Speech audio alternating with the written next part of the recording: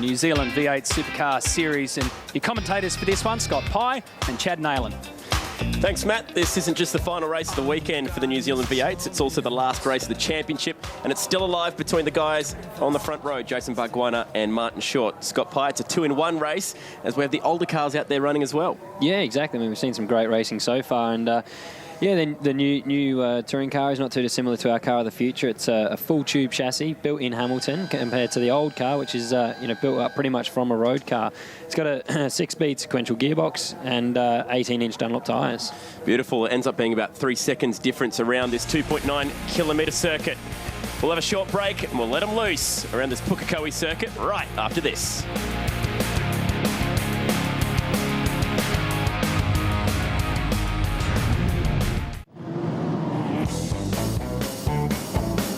Formation lap for the New Zealand V8s at Pukekohe. Unlike yesterday, where we had a rolling start, today we're going to have a standing start off the grid. And Scott, with a lot of young drivers on this grid today, 15-year-olds, 16-year-olds, 17-year-olds, these things can be really hard to get away. Yeah, exactly. I mean, I was impressed with the rolling start yesterday. They all did a great job, but it's certainly, I know for sure they're not the easiest things to get off the line, so it'll be interesting to see how they all go. So keep an eye out for that one. The championship scenario as it stands. Jason Bargwanna in the King Tony Pro Tools car there, just getting some heat into the tyres. He has a 74-point lead over Martin Short in the Toyota Camry. It's 75 points for a race win. So to put it simply, Martin Short needs to win this race and hope that Bargs doesn't finish. If that happens, he'll win the championship by a point, and that would be heartbreaking. Mate, I mean, I was in a similar position last year with Scott McLaughlin going into the final round. But yeah, you hate to wish badly upon another driver, but I'm sure that Martin Short's not wishing Bargs good luck anyway. These Toyotas have really got their act together this weekend. They weren't too fast yesterday, but they've had to play with the engine mapping. They've figured out how to get a bit more speed out of these cars. They've softened the rear end up, and that can help find a bit more grip. Yeah, they've definitely, they've sorted the cars out clearly. Martin obviously winning the race earlier today, and both of them right up the front now. So yeah, it's interesting. It's great to see Toyota up there as well. The championship for the older category, it's a completely different story. And AJ Lauder is the man who wrapped up that championship yesterday. 18 years old. His little brother Brad on the grid as well. They're the nephews of the 1995 World Touring Car champion Paul Radicic. So keep an eye out for those two stars of the future. A big grid of cars. 27 in total. The first 5 are all new. And then back from that, the older generation. Keep an eye out for John McIntyre as well, 3-time New Zealand champ. As they grid up. How they be feeling right now, these young fellas in front of this big crowd? Yeah, I mean, it's not something they're going to experience again this year. I don't think it's, obviously the turnout here at the moment is just fantastic, and I'm sure it's got something to do with, unfortunately, the successful the NZ drivers in the main series. But yeah, I mean, they'll be pumped, and no doubt the nerves will be racing right now. Ready for a start. Bargwanna and Short off the front row. Can Bargwanna win his first ever national championship? Away. A great start for Jason Bargwanna. Nick Ross also with a good start. Chaos towards the back of the field, but it looks like everybody's away, and that's good news. Yeah, definitely. In turn one, we can see now she looks a bit more out of control than the rolling start, but I mean, I'm impressed everyone got away smoothly. Oh, that looked like Russ Williams was getting a little bit sideways. Sorry, Kevin Williams, and this is the battle for the last of the tail end spots. Brent Collins tucked in behind Mackenzie. He's going to look to the inside of 5. Hold on. He just gets that job done. Surprising, actually. We've been seeing all weekend. You can actually hang around the outside there and get him back into the next corner. But yeah, I mean, Martin Short came in pretty hot there and did a great move. So Bargwanna is right where he needs to be. But this isn't over, because that car of Jason Bargwanna's has had its issues so far this season.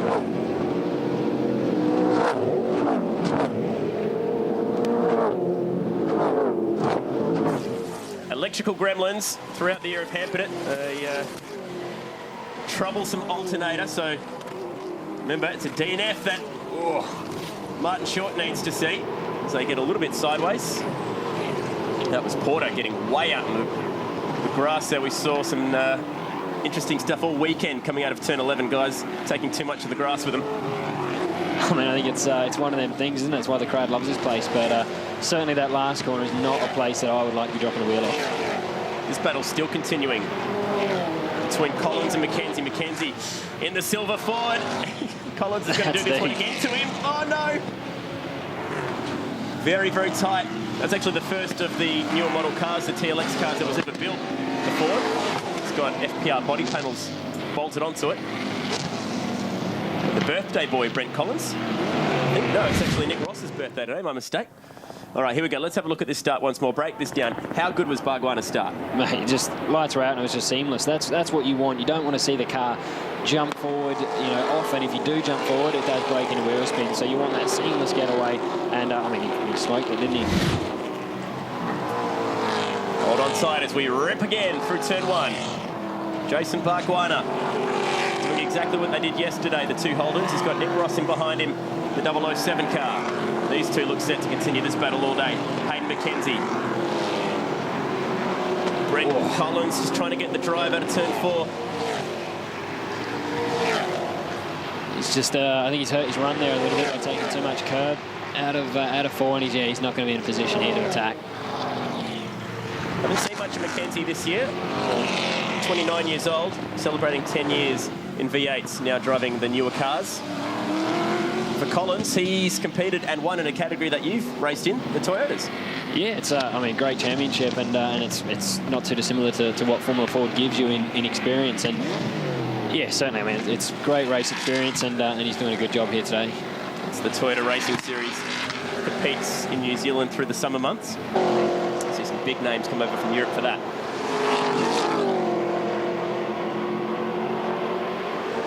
Well, the Holdens have really gapped the field here, and here he goes again. This is a hell of a spot to try and pull the move off. Into turn 1, Collins up the inside of Mackenzie, gets it done this time. Yeah, you can see now, I mean, great move there, but you just can't hang on there around the outside there. You can see as well, the offline's so dirty. As soon as you put the wheel out there, it's not going to hang on. He had to concede there, but they've really hurt himself here. They've been fighting for a few laps now and just lost touch with the leaders. John McIntyre's taking control of the older cars. He's got a comfortable lead ahead of Andrew Anderson and Kev Williamson. Mark Gibson doing a good job. Another one of these young drivers. Oh, this is on. Again. This is fantastic racing. Hayden Mackenzie with a big dive bomb, and he's not going to get the car pulled up for turn 6. He's off out into the grass, and he'll fall back into the clutches. Almost looked like an issue there. Maybe a flat right front. He did lock it up pretty severely. Unfortunately, we just caught the end of it, so I'm not too sure if he's, when you obviously flat spot the tyre, it can go through to the canvas, and it's not too difficult to do, actually, considering the weight of the cars. It's definitely got a lean on it, it's got pitch to the front. Yeah, he's in pit lane, so I'd say that if it's not a broken steering arm, it'll be a flat tyre for sure. Oh, yeah, you can see it. It's flat, all right. Oh. Put yourself in the life of a tyre for a second here. Scott, what's that doing? Mate, when you're, I'd hate to think what the tyre's doing, but when you're driving a car, it's 1,500 kilos, it's never going to stop. Once you've outbraked yourself, trying to stop that inertia is just impossible. And obviously you're relying on the tyres as much as possible, and it's done its job there, but just falling apart. Turn 5's been catching so many people out this weekend because the approach is actually blind, isn't it? Yeah, I mean, you're coming through a kink into it, so it's easy to miss your markers. I know we've seen it all weekend in every category, people outbraking themselves, especially in the top 10 shootout in main series. But yeah, these guys, obviously, you're always at the limit under braking, and coming through a kink, it's difficult. The car's unweighted, it's in a difficult position anyway. This is going to get interesting. This is going to get very interesting.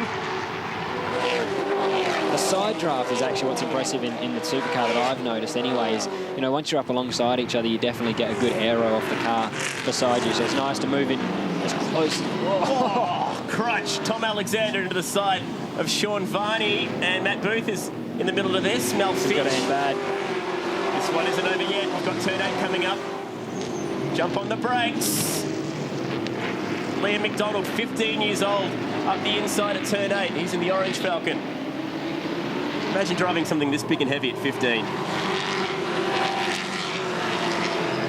He's doing a great job at such a young age, and you see it all the time with the Kiwis do a great job of bringing the drivers in at a young age, and another car with a problem there by the looks of it. Oh, that's AJ Lauder, our championship winner for the TL category. And clearly a problem has pulled the car up. Do you think this is out of harm's way? It's hard to say. I would say it's got to be a safety car. You'd hope not, because it just spoils the racing, but yeah, I mean, it is in a bit of a tricky position on the exit of 1. See what the stewards have to say about that one.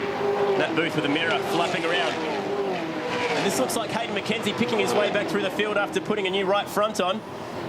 So he's in a clearly faster car, being in the newer model, with a lot of traffic. Whoa, Lee McDonald sideways. Yeah, it's going to be interesting for him, especially. He's catching such, you know, the speed differential between cars is so much, and it makes the car in front almost unpredictable, especially when the closing speeds are so great. Oh, I see one coming back at him. He's got Paul Irwin pulling moves on him at the inside of 8. This will be driving him mad right now because he's got the car speed that's quicker than the older cars. Oh no, he's going to have a look through 9 and 10. He's just going to be trying to keep it clean now, I'd imagine. He's obviously out of touch now with the leaders and everything, so his race is done. He's just going to try and pick them off cleanly. Stuart Robertson and Mel Finch going side by side. Here comes Hayden. EFI motor up against carburetted motor. And the battle at the front here between the 3 newer cars, looking pretty good. Bargwanna still leading Ross and Martin Short, 2 Holdens and a Toyota. How important this is for Jason Bargwanna. Runner-up in Formula Ford to David Bernard. Runner-up in Formula Holden to Jason Bright. And today, after 2 decades of racing, could be, well, his first time with a trophy that says national champion. Let's not jinx him yet. The race is still hot, but yeah, for sure. Obviously, finishing runner-up, you never want that, but it's not looking likely today. To make it worse, he was runner-up in this series last year to Angus Fogg. And Martin Short now just getting onto the back of him. I'm sure he's got his eyes sort of fixed on to Jason Bargwanna there, wanting to get past him and get away.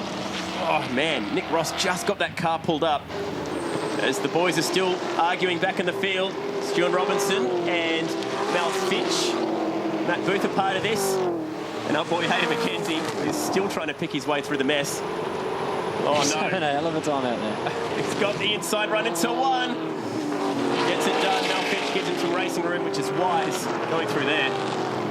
He pulls up the Falcon in time for turn 2, turn 3. Lock of the brake from Sean Varney.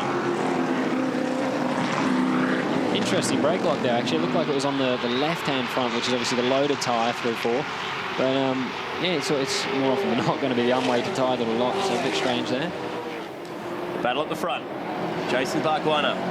He's got a championship to worry about here, so it puts him in a difficult position because if Nick Ross is going to try anything, he's going to be thinking championship.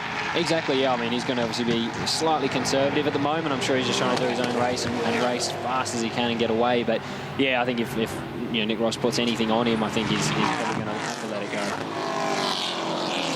To turn 5, they're all setting very similar lap times. That time by all in the 107.6 bracket. But Martin Short, the Toyota, third in line here. He has the fastest lap of the race into the 106s.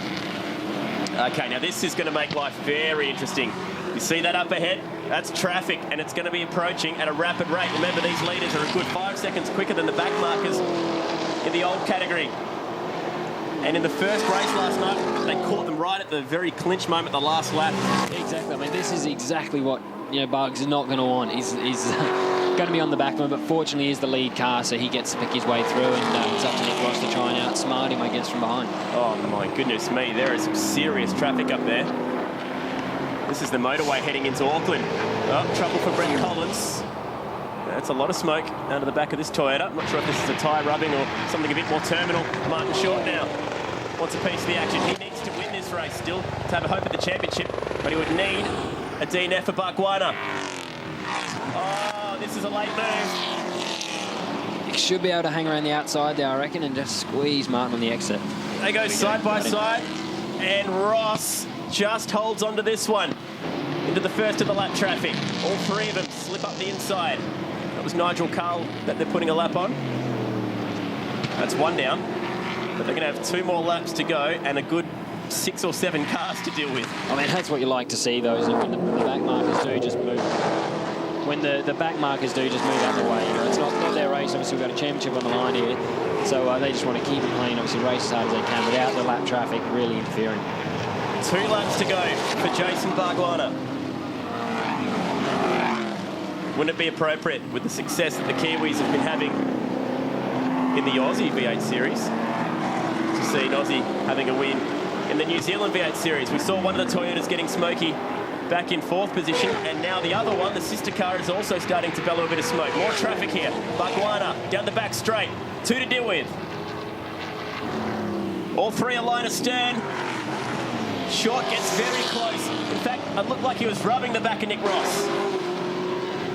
It's another 2 out of the way. This is white knuckle stuff. Just holding my breath here at the moment. Lapping traffic, never what you want, especially right now. But it's actually, I mean, it's making for interesting racing. And yeah, Martin's going to be grinning here, I'd imagine, because this is the best thing he could be hoping for.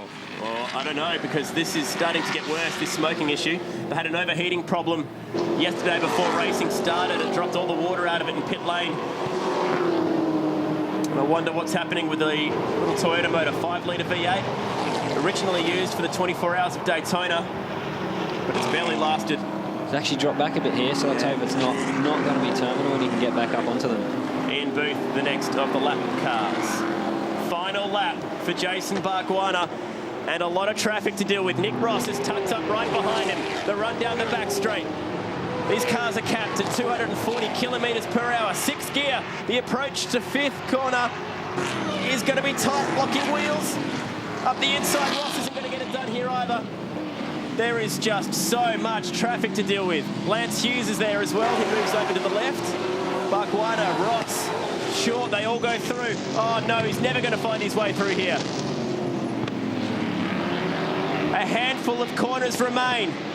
Bargwanna just wants to see the finish line. Short goes to the outside of Ross. It's not going to happen there. He gets crossed up through 9. Bargwanna to the outside of the lap cars. He's getting bought, and Ross looks to the inside. The run to the finish. Ross has got him. He's passed him on the last corner. Ross takes the win, but Jason Bargwanna does enough to hold on to the championship win. Importantly, Nick Ross, on his birthday, takes the final race win with a tremendous run to the flag.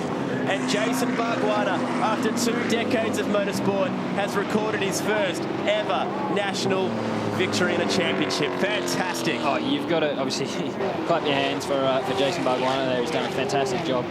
And so, yeah, I mean, it's one of them things, you know, losing the lead on that last corner is not what he wanted, but winning the championship's the ultimate thing there. But yeah, congratulations, Nick Ross. Great to get a win on your birthday, and just outsmarted him there, took the position and won the race. You could see it coming a mile away. It was the traffic. The traffic was always going to catch him out. That's the run to the line. They'd already got it done by then, and there was just one too many cars in the way. Not too sure what happened to Martin Short. He ends up finishing 2nd in the championship, albeit tied on points for Nick Ross. He gets it on a count back. Jason Bargwanna 2nd today, but 1st in the championship. Such a good thing to see for Bargs. Well, Mark Bretta's found some people down in the pits.